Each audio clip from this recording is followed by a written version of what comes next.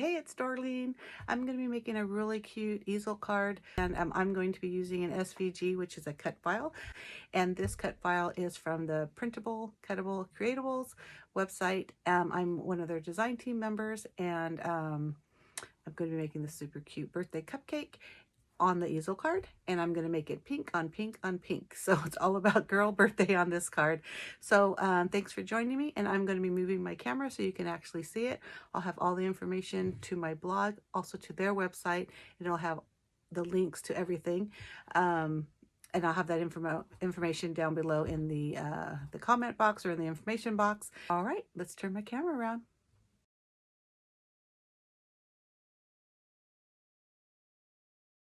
So I already cut all the pieces on my Cricut, and what I did is I created a frame and then an offset from the cupcake, and the offset and the frame I welded together, and that gave me that really cute frame for the shaker card. Now I always put together without adhesive all the pieces first, because I want to make sure when I put adhesive down, I'm putting it on the right side and also in the right spot. So I use both liquid and my ATG gun for this. Now look at how cute that looks with that white border around it. I really like that for this project, especially because it's a shaker card and that it needs something a little bit more heavyweight to hold that cupcake.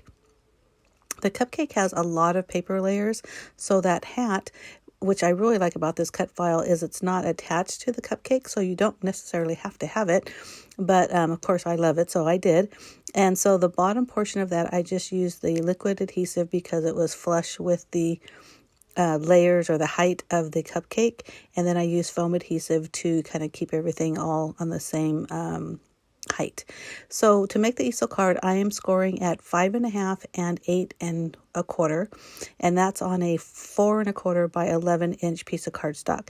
Now I'm just going to fold it down on that 5.5-inch score, and then I'm folding up at the 8.25, which is basically in the middle of that half. So you can see right there how I'm doing that. And then what I'm going to do is I have a separate piece of paper that is 4.25 by 5.5, which is the exact same size of that half part of the card. And then I'm going to attach it to that top part of the section where the opening is on the top. I'll have all the details on my blog, which that link will be in the information box, which I mentioned earlier. So you see how that works, and then I'll make a tab to put there to hold that easel up. But before I do that, I'm going to go ahead and start working on the shaker portion of this card. So again, there's the frame.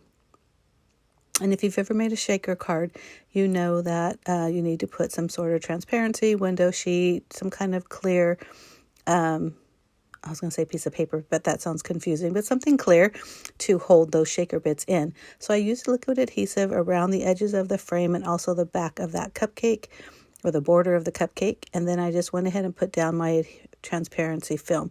Now I bought a box of like 100 or something from a yard sale for like 50 cents. I mean, years ago. I still have so many of these sheets. So don't go to your, Staples or, your office supply place, because they are pretty expensive. Look for thrift stores and yard sales, because nobody really uses transparencies anymore. So before I put in my shaker bits, I use my embossing powder to kind of take the static away, and also some of that adhesive on the sides of the foam adhesive, which I failed to mention. So putting a layer or a strip of foam adhesive all the way around the frame, because that gives you like the little well to put your shaker bits in. I decided to stick with big sequins. So normally when you put your foam adhesive around the edges, you need to make sure there are absolutely no cracks, because you don't want glitter or small beads, whatever it is you're putting in that well, to leak out. Now, I did keep them close together, but it wasn't as important because I only use kind of large sequins for this, or large confetti pieces. Once I removed that adhesive, then I went ahead and put a second layer of that transparency. And I like to do this because it creates a pocket, and it's so much easier to move around than trying to put the card base on upside down, etc., etc. So that's a pretty good hint if you ever need one. I do have other videos of making shaker cards. This one didn't get into that much detail of it. So if you need a refresher, you can check my playlist for cards and you can look up shaker cards and I'll have a better, longer description of what I'm doing. So originally I was just going to put that flat against that white, but man, I'm so happy I didn't, because I remembered I had this really pretty pink marble paper. And it is so pretty on the background of this card. And I'm so glad I found it, because it was definitely necessary. So I didn't make my well large enough for as many sequins as I put in there. So you notice that my shaker card wasn't really shaking a whole lot. But that's okay, because I see all that bling, and that's the important part. I really wanted to see it. And as usual, I ran out of adhesive on my ATG gun, and earlier I ran out on my double-sided Tombow tape, and that's why I showed those earlier. It always seems to happen when I'm filming, but no problem. I just used liquid adhesive, and then off camera I went ahead and refilled both of those holders. So here's the tab that I'm going to use to hold that easel in place. And again, you put some foam adhesive on the back. Originally, I was only going to do the 2, but I decided to put the 3rd one in the middle to give it a little bit more solid piece.